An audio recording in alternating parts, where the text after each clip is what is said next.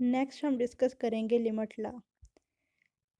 Limit law हमारे पास क्या होता है, the next calculate limits of a arithmetic combinations of functions whose limit we already no.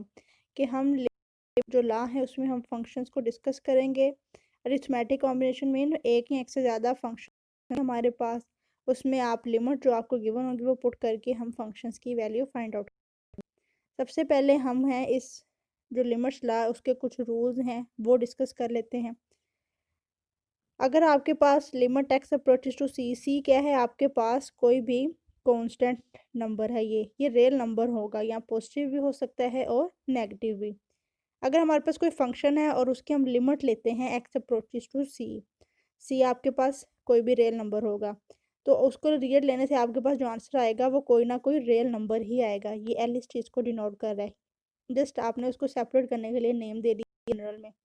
इसी तरह ही अगर कोई और फंक्शन हो, मल्टीपल फंक्शंस भी हमारे पास आ सकते हैं, तो उसको लेट किया हुआ है मैंने जी ऑफ एक्स।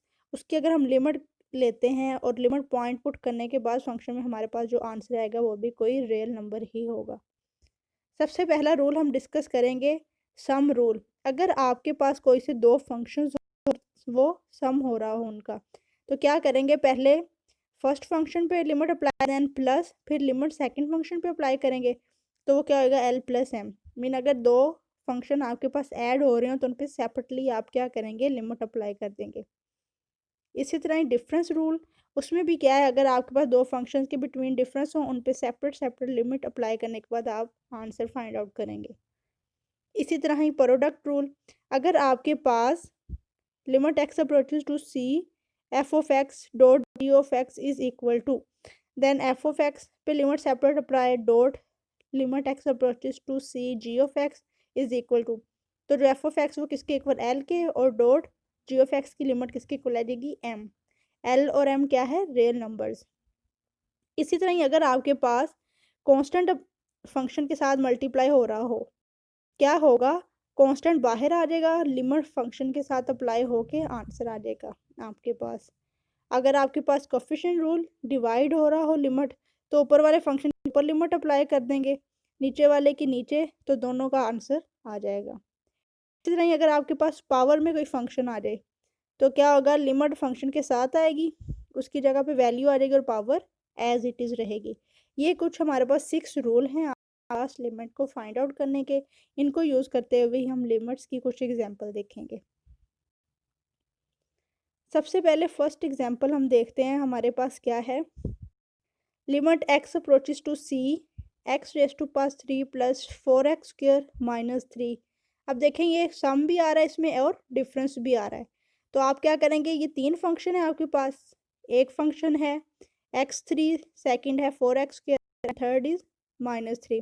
तो क्या करेंगे, तीनों के साथ सेपरेट सेपरेट लिमिट अप्लाई कर दी, यहाँ पे माइनस आएगा, ये बाय मिस्टेक प्लस आ गया। क्या होगा, लिमिट एक्स अप्रोचेस टू सी, सी को अप्रोच करा तो जो एक्स है वहाँ पे हम क्या पुट कर देंगे, सी। ये जो हमारा एक्स होगा, ये जिस डिजिट्स को अप्रोच करेगा वो हम लिमिट के अंदर, जिस पॉइंट को अप्रोच करेगा वो हम लिमिट के जो आपके पास फंक्शन होता है उसमें पुट कर देते हैं। अब यहाँ पे एक्स अप्रोचेस टू सी है, उसको एक्स में पुट करेंगे, क्या आएगा, c raise to power 3 plus, next क्या है 4, 4x, एक्स की जगह पे सी पुट किया, स्क्वायर एज इट इज़ आ गया, देन ये माइनस की limit x approaches to c और 3। अब 3 देखें कांस्टेंट है, so constant as it is ही आ जाता है, उसमें कोई भी चेंजिंग नहीं आती। आप जो लिमिट, क्योंकि x approaches to c, x क्या है आपके पास कोई वेरिएबल है, सो लिमिट पॉइंट भी हम वेरिएबल्स में ही पुट करते हैं, कांस्टेंट में पुट नहीं करते। तो ये आपके पास आंसर हो गया। इसी तरह कोफिशिएंट रूल गिवन है, limit x approaches to c x raise to power 4 plus x raise to power 2 minus 1 by x raise to power 2 plus 5। अब सेपरेटली न्यूमिनेटर की न्यूमिनेटर में लिमिट अप्लाई कर दी, डिनोमिनेटर की डिनोमिनेटर में।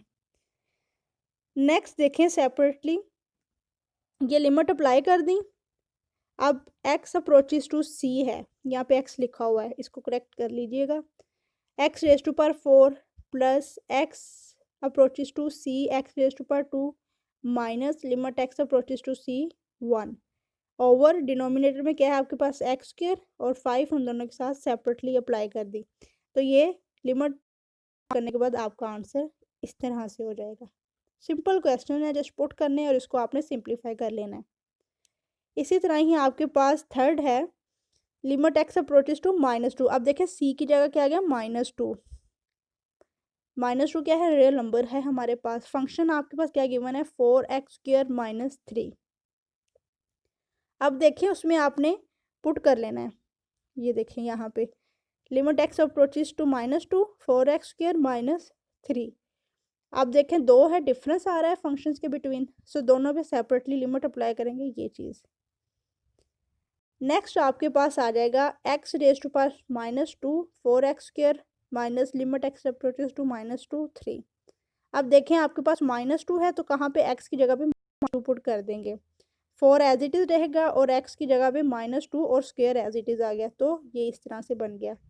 -3 constant है, 3 as it is रहेगा, उसमें कोई चेंजिंग नहीं आएगी।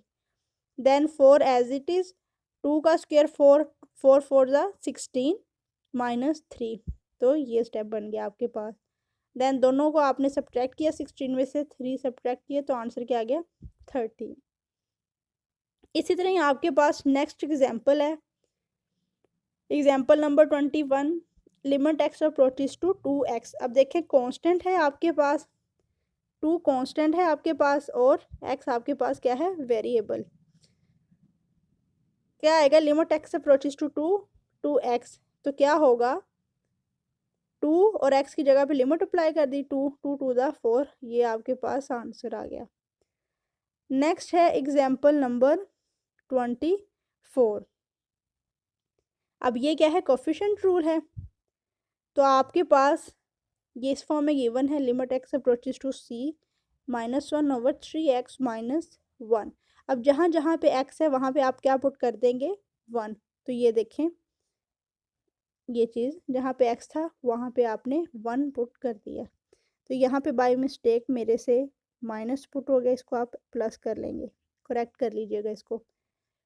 3 ऑफ 1 माइनस और 1 एज इट इज़, तो 3 में से 1 सब्ट्रैक्ट किया, आपके पास आंसर क्या आया, 2। आंसर क्या आ गया, -1/2। नेक्स्ट है आपके पास एग्जाम्पल नंबर 23। अब इसमें देखें, limit x approaches to 1/3, 3x - 2। एक्स की जगह पे 1/3 पुट कर लिया आपने, -1, 3 3 से कैंसिल आउट, 1 - 1 0 हो गया, तो आपके पास ये आंसर आ गया।